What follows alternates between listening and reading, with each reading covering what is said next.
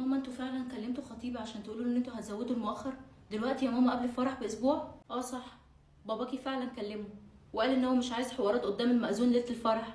طب حضرتك شايفه ده منطقي يا ماما؟ ده الوقت المناسب ان احنا نعرفه ان احنا قررنا نزود المؤخر؟ اه طبعا منطقي. الاتفاقات دي اتفقنا عليها من اكتر من سنه ايام الكورونا لما كنتوا انتوا لسه بتتخطبوا، وفضلتوا تاجلوا سنه ودي التانيه بحجه ان داني قاعد من شغله وداني ظروفه مش كويسه، لحد ما بقى قيمه المؤخر اللي اتفقنا عليه ملهاش اي قيمه دلوقتي، ما بقتش حتى تعتبر فلوس. طب وليه يا ماما ما فتحتوش الموضوع ده واتكلمتوا فيه وهو بابا هنا في اجازته؟ حتى كنا كلنا اتكلمنا قصاد بعض، ما بقاش الكلام على التليفونات.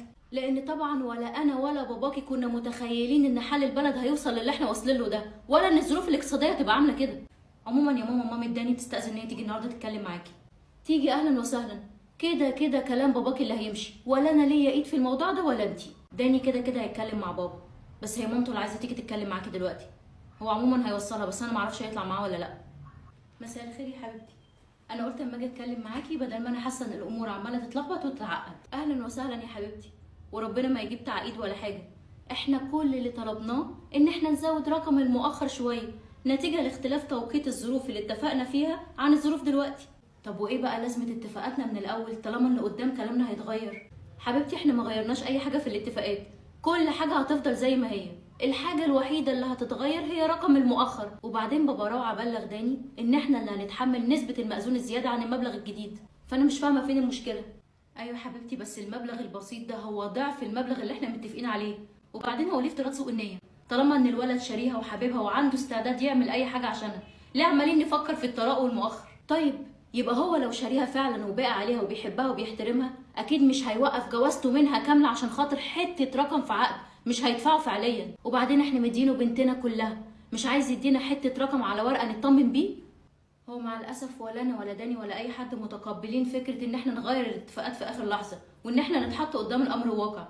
بس حضرتك تقدري تراجعي الموضوع وتناقشيه مع باباه براحتكم وتاخدوا وقتكم.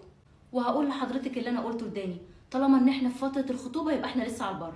على البر يعني الشقه اللي اتفرشت، فستان بنتي اللي نزلت جابته، والفرح اللي اتحجز، والميك اب والكوافير، كل ده وتقولي لي على البر؟ ما لو حضرتك شايفه ان الوقت اتاخر ان كل التحضيرات دي تتلغي، يبقى كمان الوقت اتاخر ان المؤخر يتغير. تمام، واللي تشوفوه صح وتقرروه اعملوه، واحنا ما عندناش اي مشكله في اي حاجه. عموما ربنا يقدم اللي فيه الخير. انا هستأذن انا بقى. مع السلامه. قومي وصلي طنط. مع السلامه. ماما هنعمل ايه؟ معقول هتسيبي فرح يجوز قبلها باسبوع بعد كل الترتيبات وكل حاجه عملناها؟ مفيش اي حاجه تتعمل. هو لو كان شريكي وباقي عليكي كانت دي اول فرصه يثبت لنا ان هو فعلا يعمل اي حاجه علشانك، مش يقف ويتكلم في كلام فاضي وفلوس. الا بقى لو هو كان ناوي يغدر. ايوه ماما، طب وليه كل ده؟ ما كانت كل حاجه ماشيه كويس وما كانش فيه اي مشكله. اقول لك انا ليه؟ عشان جوز اختك اللي رامي اختك دلوقتي وولادها الثلاثه، وابوكي هو اللي عمال يلف على المحاميين ويدفع دم قلبه عشان يجيب حقها. انت مش واخده بالك دلوقتي ان نسب الطلاق بقت اكتر من نسب الجواز؟ قلت لها ان الوقت اتاخر جدا على اي تعديل في الاتفاقات، وان الاتفاق من اول هيفضل هو الاتفاق في الاخر. قلت لها فيما معناه يعني ان ده لعب عيال. تحس من ساعه ما اختها اتطلقت وهم مش عارفين يجيبوا حق اختها من مين. هو ليه محدش فاهم ان الموضوع مش بالبساطه دي، وكل واحد فيكم عمال يضغط يمين وشمال ومحدش حاطط نفسه مكانه؟ انا بصراحه شايفه ان ده لعب عيال ورجوع في اتفاقات الرجاله، ابوها وابوك اللي قعدوا هنا لما كانوا في مصر واتفقوا على كل حاجه من الاول. وبعدين انت لو نزلت دلوقتي وعملت لها اللي هي عايزاه وطمعتها فيك، هتفضل تطمع فيك قدام. مش بعيد تطلب منك تكتب لها الشقه باسمها عشان تامن مستقبلها. الو. ايوه يا روعه. ايوه يا داني. ماما وبابا مش عايزين يغيروا رايهم خالص. انا شايف بصراحه ان هما براحتهم، وانا عن نفسي قلت اللي عندي، وهكلم باباكي وهقول له نفس الكلام وهاكد عليه قراري. وبعدين انت ليه محسساني ان هما مجرجرينك في الموضوع، ولا ان انت مالكيش ايد ولا راي؟ ايه يا داني اللي انت بتقوله ده؟ انت متخيل ان انا تهمني التفاهات دي؟ هو ده اللي انا ممكن اركز فيه؟ كلكم في الاول بتقولوا تفاهات، وبعدين ده بيبقى كل همكم في الاخر.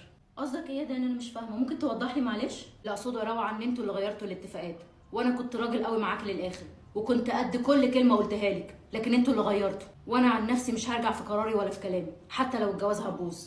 هي بالبساطه دي يا داني؟ كانك مش عارف يعني. طب واللي حصل بيننا انا وانت واحنا بنفرش الشقه؟